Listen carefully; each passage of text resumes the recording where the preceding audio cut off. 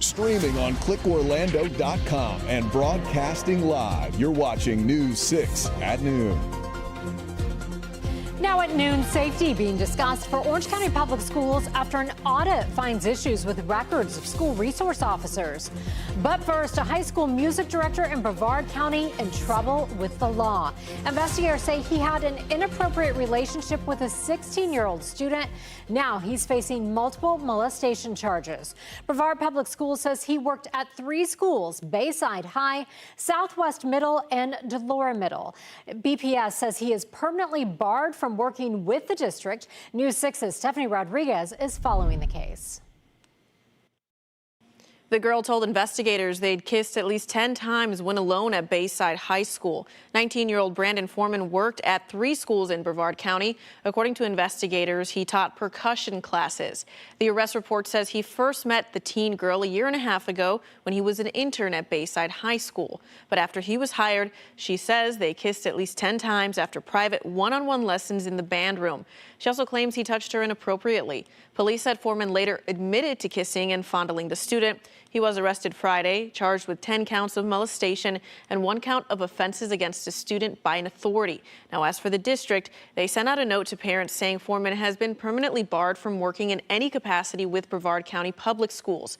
Foreman is now out on bond, and as part of his release, he cannot contact the victim, return to the school, or have unsupervised contact with anyone underage. He is due back in court next month.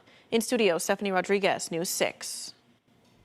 Turning now to your forecast on this Tuesday, Chief Meteorologist Candace Campos is here. And Candace, some clouds hanging around today, but we have some big time changes on the way. Right, not those crystal clear blue skies we sometimes get during the winter, but we are adding some more cloud cover. We're going to start adding a little more rain to the mix by your Wednesday and Thursday, all before a big blast of cold air enters in. Let's look at those live cameras right now. You can see Daytona Beach has a little more sunshine, as well as Port Canaveral. The further inland you go, though, we are dealing with some more clouds. There, Orlando International Airport at 72. We're at 71 in Kissimmee there at the lakefront with the lighthouse there in the distance. Now, temperatures out the door right now. We are rebounding pretty quickly, and we are going to continue to warm up with our temperatures this afternoon staying in the mid to low 70s, I should say. Now, temperatures compared to just 24 hours ago, you can see that warming trend has certainly kick-started, as we are going to continue to see between about 5 to 10 degrees warmer than yesterday. We are once again going to keep the clouds in play through most of the day, but we are tracking the arrival of more moisture coming in from the south, and then a big cold front comes through on Thursday. It's going to be bumping up rain chance about 40 to 50%, higher than a typical January day, and that's all before some of the coldest air of the season arrives, with wind chill down into the 20s in some spots. We'll have more details, your full forecast, everything you need to know, including time for the rain jacket, as well as the heavier jackets, coming up in just a little bit. Candace, thank you. New at noon in Palm Bay, we now know the name of the victims who died in a house fire. It happened early yesterday morning on Janice Road Northeast near I-95. 10-year-old Noah Baus and 75-year-old Cheryl Vandemet died in the fire. 54-year-old Michelle Baus, who is Noah's mom and Cheryl's daughter, is stable. Palm Bay Fire Rescue says firefighters found a woman outside the home who said the 2 others inside were trapped. Fire officials say they couldn't get them out as the house was largely consumed by fire. Also new at noon in Lake County, the school board is moving forward with rebuilding Eustis Elementary School. At last night's meeting, the board approved several agenda items focusing on the design part of the project. Renderings show a remodeled school that maintains its historic charm, including iconic arches and the front porch. Several upgrades are planned, including new buildings, in-classroom bathrooms, and new technology. The initial plan creates enough room for 650 students, but does leave space for future expansion as well. A discussion about safety in schools is on the agenda for Orange County Public Schools today. It comes after an audit found issues with the way the district is handling records, specifically when it comes to school resource officers. News 6's Mark Lehman shares what problems the state found. There are half a dozen findings in these pages. The first surrounds SRO attendance logs, which was a recommended change 3 years ago. This audit saying without the monitoring, the district isn't able to show that it's complying with state law. A school resource officer on every campus. That's what state law requires and is what's happening in Orange County. But questions are being raised about keeping track of every SRO. What they're looking for is more of an SRO signing in on a documentation. School board member Alicia Ferrand is talking about the latest report from the state on school safety. In it, the Florida Auditor General says district records lack documentation that at least one officer is present at each school. We have people in place to ensure that there is an SRO always on campus and verifying that the SRO is there. Ferrand says district staff confirms the daily attendance of SROs. At issue is a log of those records, which is recommended by the auditor but not required by law. He wants to just ensure that that every school has an SRO and that it is well documented. I'm all for it. The auditor also called for the same action 3 years ago before Ferrand was sworn into the school board. She says it could be something lawmakers consider in the future. Maybe this is something that will come down through state legislators, ensuring that that is just an extra step and an extra precaution. The district insists that SRO attendance is confirmed at each school every day. As for maintaining a log of that, the issue would be the 9 law enforcement agencies that provide SRO coverage. It would be up to the school board if they want to pursue any changes. Their meeting is set for 5 this afternoon. In Orlando, Mark Lehman, News 6. Despite Orlando City Commissioner Shan Rose taking the oath for her new term just yesterday, she is still fending off her challenger in last year's election in court. Your Orlando community correspondent Mike Valenti joins us live outside the Orange County Courthouse, where former Commissioner Regina Hill is still trying to overturn November's election. Mike, what is this all about? So, Julie, there is a lot going on here. Regina Hill, who's already dealing with her own legal troubles in criminal court, is still contending that Commissioner Shan Rose's campaign engaged in illegal ballot harvesting and bribery in last November's election. Now, that's despite the fact that official election results showed Rose winning the election with a decisive 52% of the vote. Now, Hill subsequently sued Shan Rose and the City of Orlando Canvassing Board in an attempt to either declare Hill the winner or have a new election held. Now, today's hearing was about 2 motions, one filed by Rose and the Canvassing Board asking Judge Lisa Munyon to make a ruling on the case. The other motion filed by Hill seeking to update her original complaint, adding a new allegation yet to be proven, claiming that Rose diverted public funds from the 2025 Electric Daisy Carnival to pay for her political campaign.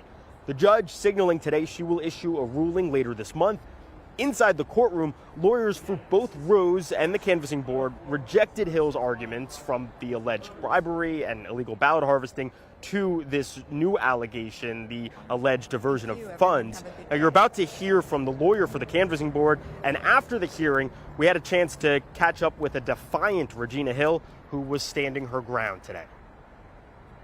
How do you think the constituents of your district or of Commissioner Rose's district are perceiving this right now? Because it's not Commissioner Rose's district. Well, it's the City of Orlando's but she was district. sworn in yesterday. Oh, and that's fine. But let's remember, this isn't about me nor Commissioner Rose. This is about every citizen having a fair election. And that did not happen in this case. And it's been 2 months since this election occurred. Miss Rose was sworn in yesterday. There's a point where, they have taken their best shot at this, and after 2 months of investigation, this is all we have, and it's not sufficient as a matter of law. So again, the judge in this case saying that she will have a ruling on both those motions later this month. Now, at the outset, I mentioned that Regina Hill has her own legal troubles, right? So she has a status hearing inside the same Orange County Courthouse behind me. That is on charges of alleged exploitation, financial exploitation of an elderly woman. Hill has denied the claims against her. We will be covering that case, the status hearing, on Friday inside the courthouse. We'll bring you the latest on that. And of course, on Hill's continued objections to last November's elections on air and online on clickorlando.com. For now, we're live outside the Orange County Courthouse. I'm your Orlando community correspondent, Mike Valenti. News 6. Mike, thank you. Florida lawmakers are now beginning to work as this year's legislative session officially began this morning. It started with Governor Ron DeSantis' State of the State address at 11:15. One of the governor's big pushes this year is a constitutional amendment to slash property taxes. But local governments have already sounded the alarm about millions in lost revenue. Still, lawmakers say they are hopeful about what's to come over the next 2 months. The budget is the only thing lawmakers are required to pass. The governor is proposing more than $117 billion in spending. But you may remember last year they couldn't get a deal done in time. Also on the agenda for this year, a proposed AI Bill of Rights. A bill has also again been filed to try to reverse the law passed after the Parkland shooting and lower the age to buy rifles and shotguns back down to 18. This is our poll of the day. What topic would you like to see the Florida legislature tackle in 2026? Your options are property tax reform, AI Bill of Rights, school vouchers, age to buy guns, or other. So far, most of you say AI Bill of Rights at 100%. We want to know what you think. Take the poll at clickorlando.com/react or on our News 6 Facebook page. The holiday season is over, and that means it is time to put away those holiday decorations. Coming up, our handy newsman Eric Von Aken shows us how to take down the displays with the help of the pros. Next. This portion of the news is sponsored by Florida Lottery.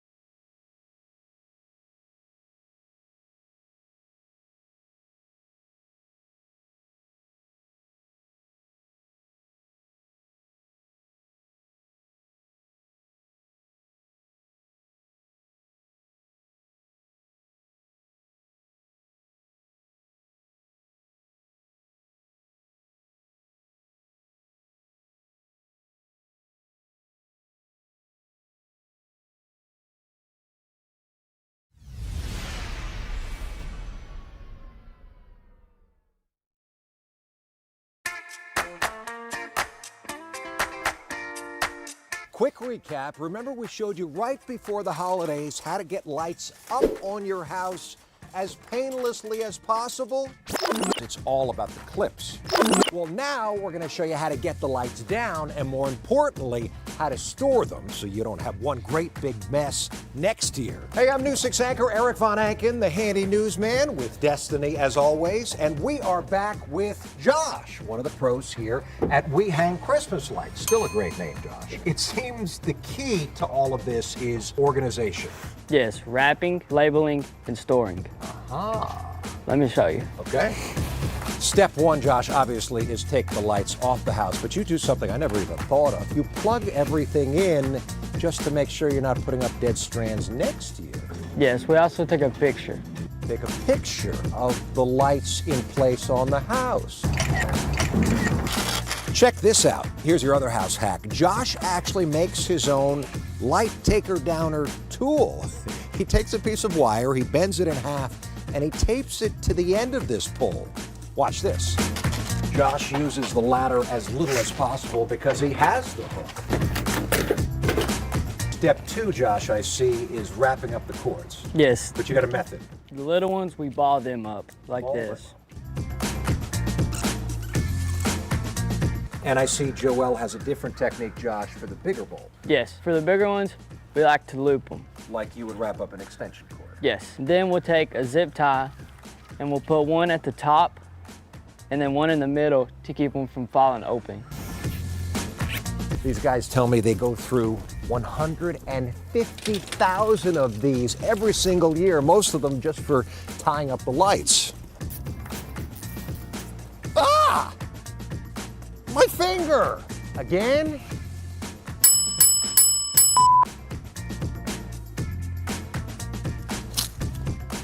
Aha! Step three, I see. Labeling, Eric. You label everything, Josh. Yes.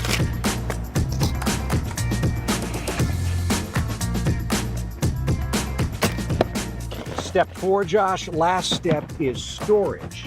You guys use bins. Yes. I use bags at home.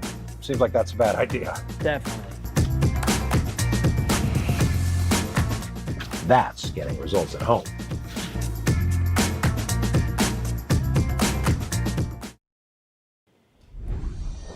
All right, Chief Meteorologist Candace Campos standing by. Some changes on the way. Yeah, I mean, listen, at the end of the day, this is going to be a great time today to do it. As we head into the next couple of days, though, we are looking at a better shot for some rain and thunderstorms. Low-end chance of thunderstorms, but still can't completely rule it out. And I'll show you why in just a few seconds. But there are some big changes ahead in the forecast, especially once this front clears. We're talking about some of the coldest air of the season. Our wind chills could get down into the 20s.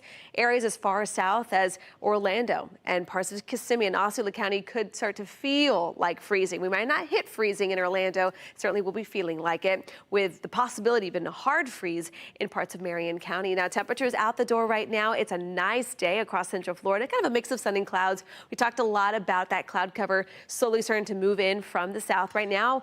Parts of South Florida dealing with that rain, and we're going to start tapping into a little bit of that as we head into tomorrow. But now let's check on that hour-by-hour forecast for today. Your forecast is sponsored by Strata Services. All right, notice rain chances as we head into the evening for tonight. We're going to start bringing them up just a little bit, about 10 to 20%, as we are slowly going to start seeing more of a kind of a transitional day. You can see by late tonight, early tomorrow morning, there will be the possibility of seeing just a few spotty showers under all that cloud cover.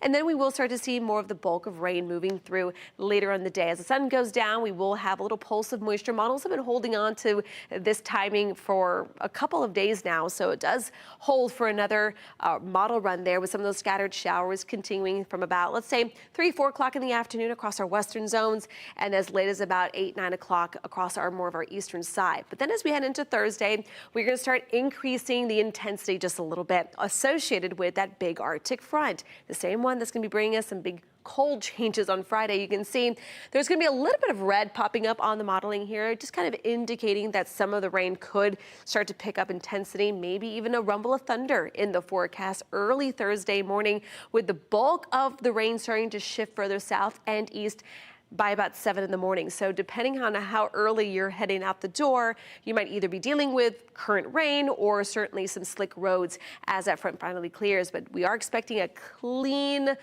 clearing there, with the clouds pretty much shifting out towards the sea pretty quick. Now, rain chances on early Thursday, late Wednesday, early Thursday morning, where coverage will be about a 40 to 50%. And when it's all said and done, some of that overnight rain will be very beneficial, even if it's just about a tenth or a quarter of an inch of rain. We'll take at this point whatever rain we can get. That really will help the drought. Temperatures Friday morning, these will be the actual temperatures. We're talking in the mid 30s inland, feeling even colder though when we really tap into the wind chill, feeling like the 20s in our northern zones, which is why there will be that potential of seeing hard freeze, and even frosty conditions almost area-wide on Friday morning. So you have been warned, and then there is the opportunity for another round of rain, another chance for colder temperatures, even a low-end chance for rain early Monday. Candace, thank you. Renewed pushback for a proposed toll road that would cut through the Split Oak Forest. Coming up, how a group of activists is asking Orange County to hit the brakes. And coming up on News 6 tonight. Korean auto giants Hyundai and Kia have reached a settlement with a number of states, including Florida, over theft risk of some of their cars that all started when social media videos went viral a few years ago. I'm Donovan Murray. I'll have that story coming up.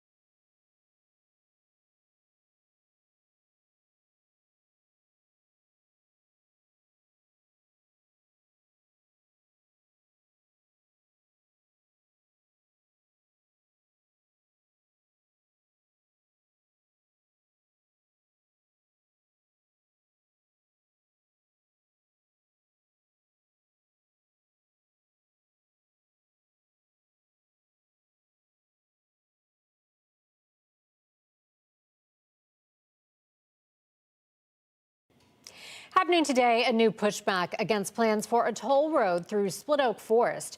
A rally was held this morning before Orange County's first commission meeting of the year. The board was set to discuss whether to engage with the Central Florida Expressway Authority to negotiate land exchanges or other options. CFX wants to build a highway through part of the 1,700-acre forest between Orange and Osceola counties. A state panel approved the project last year, but critics warned the road could harm wildlife and open the area to urban sprawl. Stay with us. We'll be right back.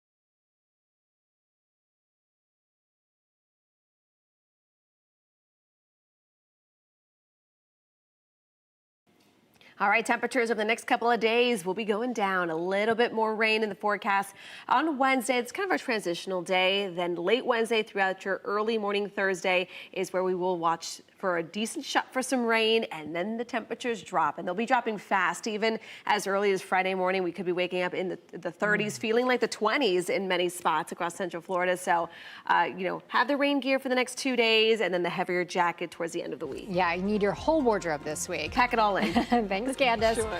Thanks for joining us here at noon. Our next newscast is at 3, and you can always check clickorlando.com for updates. We hope you have a great day.